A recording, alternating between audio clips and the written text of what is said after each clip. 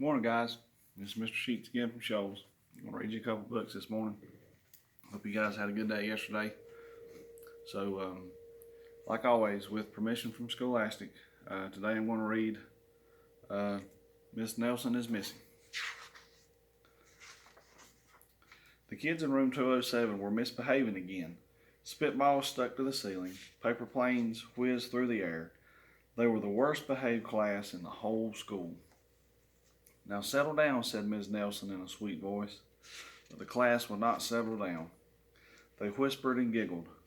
They squirmed and they made faces. They were even rude during story hour.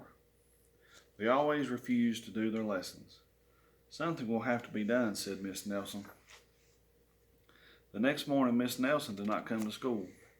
"Wow," yelled the kids. "Now we can really act up." They began to make more spitballs and paper planes. "Today, let's just be terrible," they said. "Not so fast," hissed an unpleasant voice. A woman in an ugly black dress stood before them. "I'm your new teacher, Miss Viola Swamp." And she rapped the desk with a ruler. "Where's Miss Nelson?" asked the kids. "Never mind that," snapped Miss Swamp. "Open those arithmetic books." Miss Nelson's kids did as they were told. They could see that Miss Swamp was a real witch. She meant business. Right away she put them to work, and she loaded them down with homework. "We will have no story hour today," said Miss Swamp. "Keep your mouth shut," said Miss Swamp. "Sit perfectly still," said Miss Swamp. "And if you misbehave, you'll be sorry," said Miss Swamp. The kids in room 207 had never worked so hard. Days went by and there was no sign of Miss Nelson. The kids missed Miss Nelson. "Maybe we should try to find her," they said. Some of them went to the police. Detective McSmog was assigned to the case. He listened to their story. He scratched his chin. He said. I think Miss Nelson is missing." Detective McSmog would not be much help. Other kids went to Miss Nelson's house. The shades were tightly drawn and no one answered the door. In fact, the only person they did see was the wicked Miss Viola Swamp coming up the street. "If she sees us, she'll give us more homework." They got away just in time. "Maybe something terrible happened to Miss Nelson.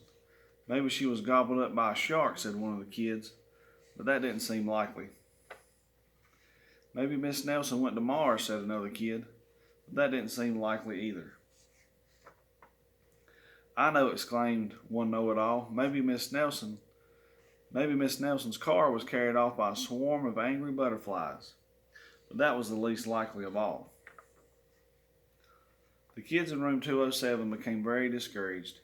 It seemed that Miss Nelson was never coming back, and they would be stuck with Miss Viola Swamp forever. They heard footsteps in the hall. "Here comes the witch," they whispered. "Hello, children," someone said in a sweet voice. It was Miss Nelson. "Did you miss me?" she asked. "We certainly did," cried all the kids. "Where were you?" "That's my little secret," said Miss Nelson. "How about a story hour?" "Oh, yes," cried the kids. Miss Nelson noticed that during story hour, no one was rude or silly. "What brought about this lovely change?" she asked. "That's our little secret," said the kids. Back home, Miss Nelson took off her coat and hung it in the closet, right next to an ugly black dress. When it was time for bed, she sang a little song. "I'll never tell," she said to herself with a smile. P.S. Detective McSmog is now working on a new case. He is now looking for Miss Viola Swamp. And that was Miss Nelson is Missing. All right, the next book I want to read is Curious George Bakes a Cake. George, said his friend, "Jimmy's mom is baking cakes today. How would you like to go over and help her out?" It sounded like fun to George, so he went over to Jimmy's house. "You're just in time to help me," said Jimmy's mom. "One cake is in the oven, and now I'm starting another one." On the counter was everything Jimmy's mom needed for making the cakes. Next to a big bowl was a strange-looking gadget. What was that for? George was curious. Suddenly, Jimmy's mom stopped working. "My necklace," she cried. "I know I put it on this morning and now it's gone. George, please help me look for it." George looked all over the kitchen. "It's not here," said Jimmy's mom. "I'm going to look upstairs." Now George was alone. What was in that bowl? George jumped up and looked in. Then he tasted the batter. It needed something more. He added eggs, some milk, and all of the flour. He added some chocolate bits, but ended up eating most of them. Now what about that strange looking gadget? He pushed the red button. The bowl started to go around, faster and faster. Batter flew out of the bowl, all over George, the counter, the walls, and the floor. What a mess. When Jimmy's mom came back, she was angry. "What have you done, George? Help me clean up this mess." George picked up a broom and started to work. Finally, the kitchen was clean, and it was time to take the other cake out of the oven.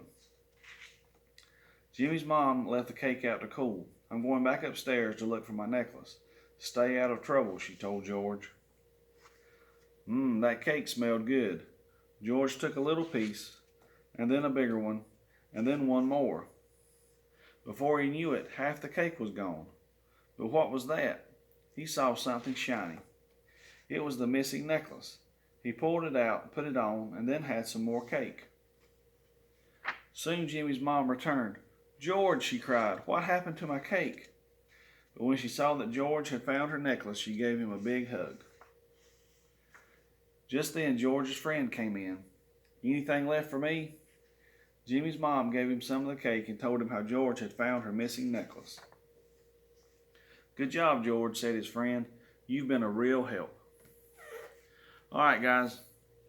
I'll be back again tomorrow. Hope you guys have a good day today. And just wanted you guys to know that I miss y'all. And I can't wait to see y'all soon.